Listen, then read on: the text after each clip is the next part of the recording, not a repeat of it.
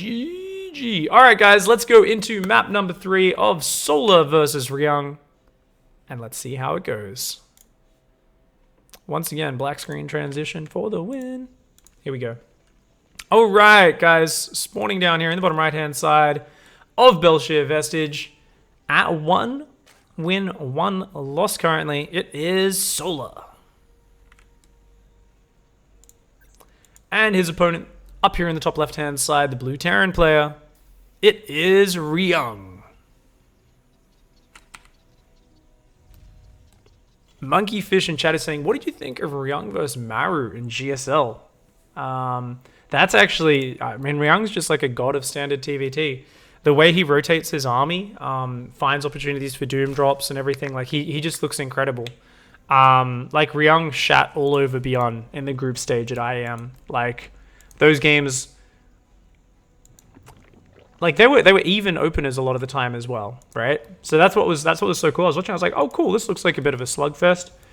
Beyond's, you know, down 5 supply, like it's a very even game. And then like I look back and Ryung's just like out positioning him like crazy, just always finding the right drop angles. I feel like Ryung just has a very good understanding of how to position his units in that kind of slowed down, you know, very positional based chess battle that is TvT. I also think that's why Ryung actually excels so much here in TVZ, because with mech specifically, you get to really focus on how you move your units around, the angles you hit, where you push, and often doing things like, you know, buying time with counterattacks and that sort of stuff. Things like Hellions and Banshees running in from the sides. Like the way he defended last game, I think actually shows why Ryung is such a good TvT player, because he can defend those, you know, drops in the main while harassing, you know, behind and defending the front. He's actually just a really, really good TvT player. But Maru, on the other hand, is, I feel like if the game gets a bit messier, if it's just pure mechanics, definitely Maru is, you know, has a bit more flair. Like Maru's TVP is way better, and that's because in TVP, the Terran has a lot more of an advantage to just micro 4 drops at once at lightning speed and eventually find an opening and then just massacre the Protoss economy. Ryung, because he's a bit more positional, I feel like he actually struggles a lot more in TVP because, yeah, you kind of just need to force an opening against Protoss a lot of the time with the way that you play, like with Ryung. And he doesn't quite have that same just crispness of TY. Oh man, Ryung actually gets a drone kill here. Okay, let's talk about this game. Ryung actually gets a drone kill here. Once again, very standard opening for Ryung. And that's a really nice start to things. Solar actually went for an exceptionally fast third command center. Command center. Is that a command center, Pig? Is that a fucking command center? That's a hatchery. Anyway, so he's gone for a nice fast third hatchery. And he's actually delaying extra queens. So Solar's going for a super economic build. But, oh, he's actually pulled both queens out of the main base, pulling them both down to his natural. So, yeah, with this style, because you get that faster third hatch, you really need to spread creep over there. And because you're going to have more lava, yeah, he starts the third queen now. He starts a creep tumor at the front, and he injects the natural. So you skip 1 inject when you go for this faster third hatchery. And to really make this more efficient than your other versions of this sort of opening, you need to make sure you saturate that third mineral line as quickly as possible. That's where your advantage comes from with this opening. I used to do a very similar build myself. A lot of Zergs will only take that third base around now, right?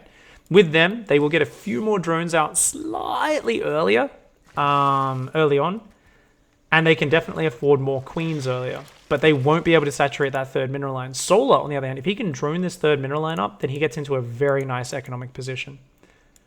Meanwhile, Ryung is coming across with, oh, double Widow Mine drop. I actually don't like double Widow Mine drop as an opening, and it looks like it is going to be a bio build from Ryung. So he's not going to go mech this game. Maybe just not preferring mech on this map, since, you know, if you push one side, you can get counterattacked really hard on the other side. But the Overlord from Solar actually sees that. It sees the stim upgrading. And now we've got 2 Widow Mine drop coming into the main base. But there's a Spore Crawler already halfway done. That's really good for Solar. That means he's definitely only going to get 1 Widow Mine shot off here.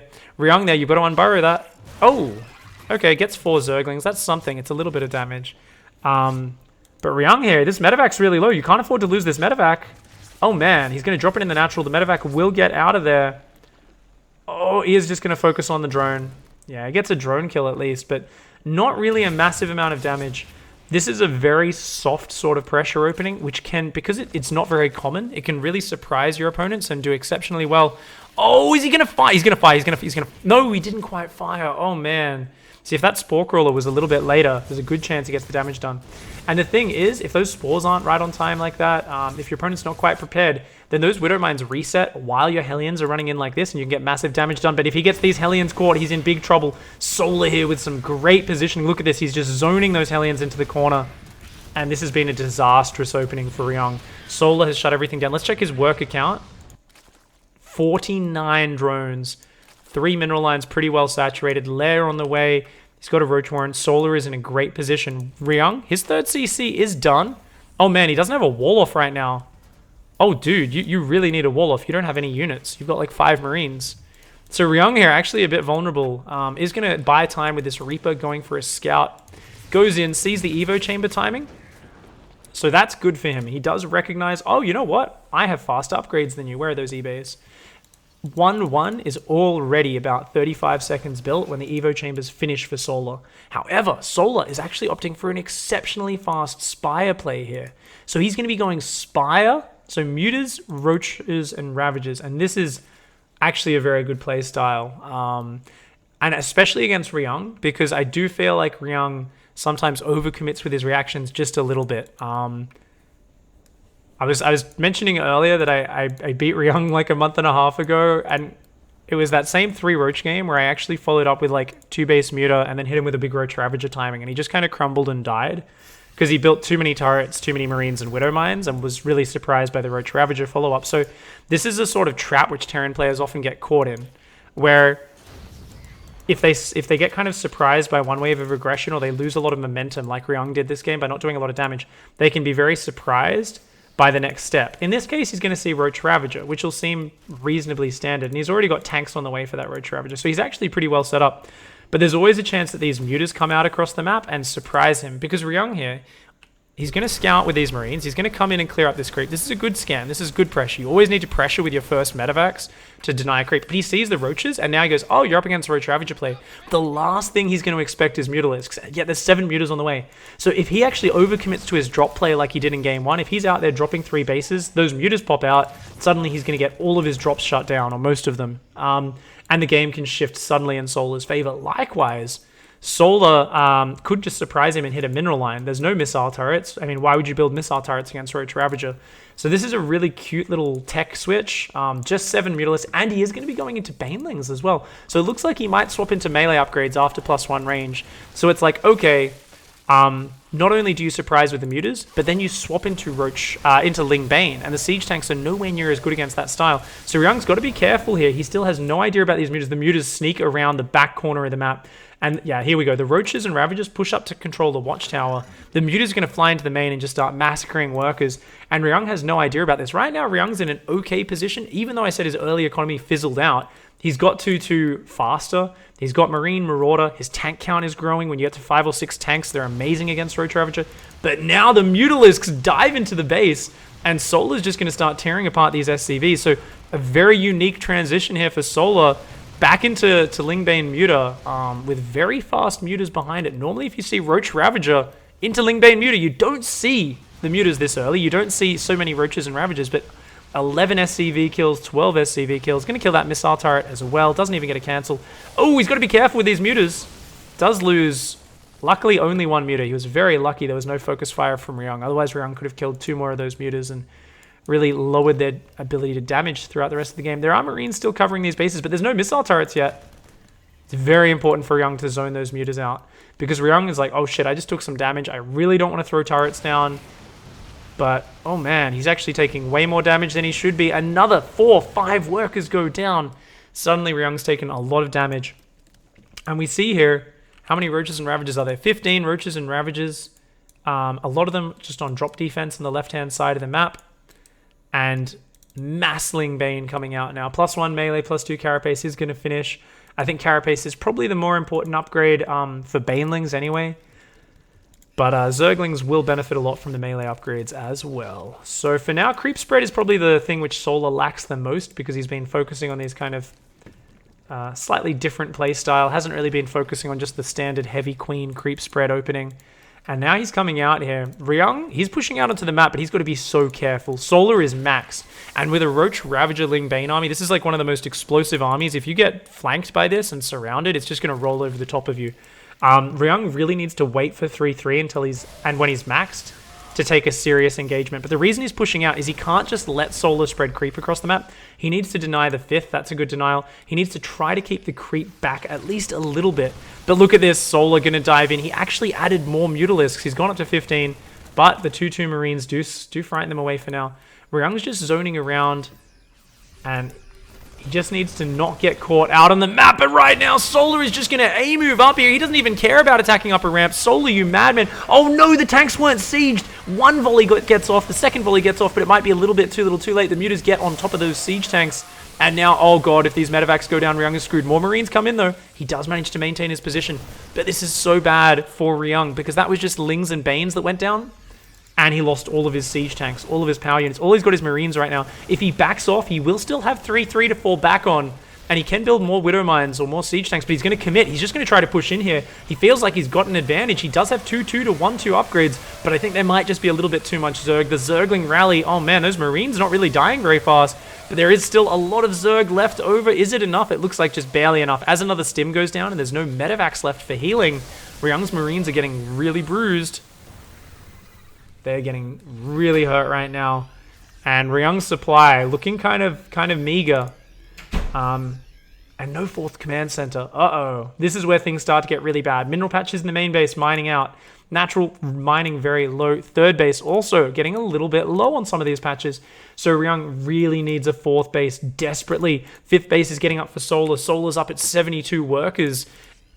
And Ryung, I mean, what's he doing now? He's building Widow Mines, he's building more Marines, a couple Marauders. He does have his extra barracks up. He's actually added an extra reactor there, wanting to go a little bit Marine heavier than a lot of players favor. Widow Mine does take out a Muta, not a bad trade.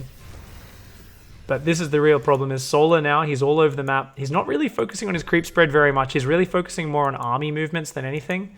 But despite that, Ryung still feels a lot of pressure to get out here and slow down this creep spread. He knows if he just sits back for too long, Zerg will get out of control. Solar, though, sees no 4th base. He doesn't really even have pressure to do damage, but he's going to go for it anyway. Just big counterattacks. Not committing with his main army, just looking for the counterattack angles. Takes out the missile turret. The repair was too slow there from Ryung.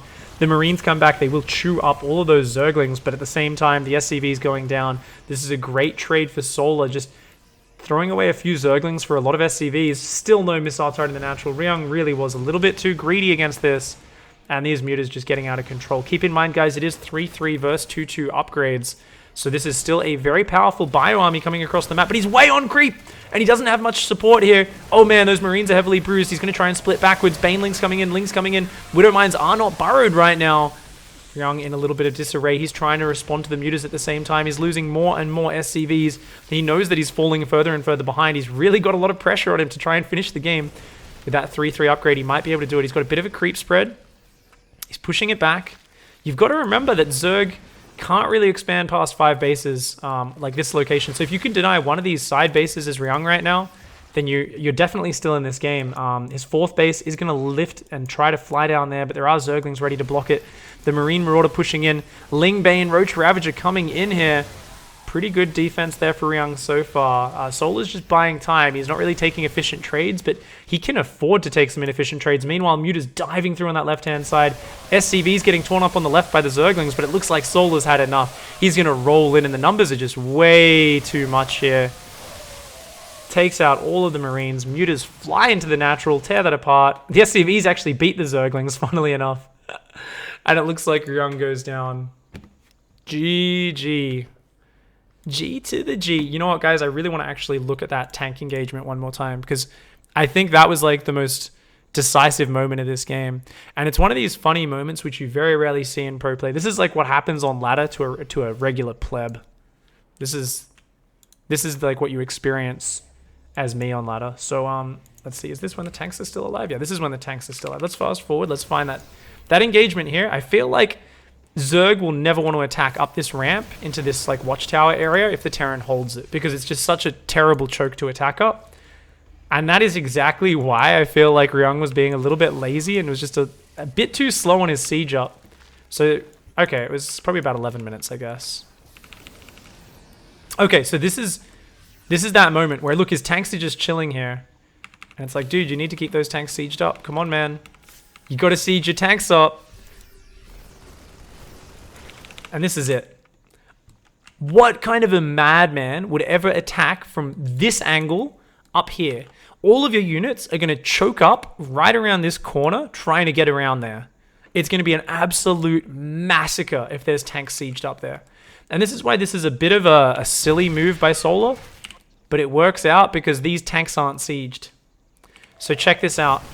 He actually starts getting up here. There's only one tank dishing out splash damage. Look at that corner. A tank volley there would have killed every Baneling. But instead, he pretty much gets on top of the siege tanks. Yes, they get one volley off, but it's not enough. And losing all those siege tanks is massive. If you look at any one of those later battles, if we go forward another minute or two, if he had a few siege tanks in there pushing down on this 5th base, like that would have totally changed the game around. So yeah, that's actually really interesting to look at that. Like with siege tanks, you've got to be so careful with always being sieged up. They're one of the most powerful units. They're also like very hard to use because you want to push across and siege up immediately. You don't want to give your opponent too much time. At the same time, you don't want to get caught on siege. But look at this point. It's like, okay, you've got 62 Marines, 8 Marauders. Imagine if you had like a siege tank or 2 on this cliff, siege tank over here. Like this map especially with choke points here, here, here. These, oh man, tanks would have been brutal here. But he's only got a few Widow Mines. He keeps getting caught, not completely burrowed and set up, just because Solar has a lot of momentum. And Ryung keeps feeling forced to like, okay, I've got to go pressure. And Solar just jumps on top of him before he's properly set up. So Solar really uses his momentum very well, and he constantly uses the Mutalisks to keep Ryung off balance. And in the end, closes it out. GG, well played. That was pretty sick. I think Ryung played pretty well, but Solar in the end took it out. The sneaky mute is really doing work for him in this final map. I also feel like the Widow Mine opening is always... I feel like it's more of a gamble than like Hellion Drop. I feel like if you open Hellion Drop, it's a little bit more stable. I feel like if you open 2-1-1, it's quite a bit more stable as well, though a lot of players not having as much success with it these days since Zergs have practiced 455,000 games against it. But anyway, in the end, he had a bad opening in that game 3. Didn't get much damage done, and then losing the tanks, it was just two big mistakes, and Solar took over. I mean, actually, there's the muters as well. I feel like every game of StarCraft, there's like 20 different things that go wrong and right in every single situation. But anyway, guys, thanks for watching. Hopefully you enjoyed casting these games. I'm probably going to just keep on grabbing good series that didn't get cast on the English stream and just casting these for like a week or so. Hopefully you guys enjoy this sort of content. For me, it's a lot of fun because I don't need to prepare shit, but most importantly, I get to actually watch properly and kind of cast these games, which are incredible quality and we didn't get to see before. So anyway, thanks for hanging out, guys. Don't forget to hug a watermelon, kick a walrus, and of course, punch a cactus to the moon. I'll see you guys next time. Goodbye and good night.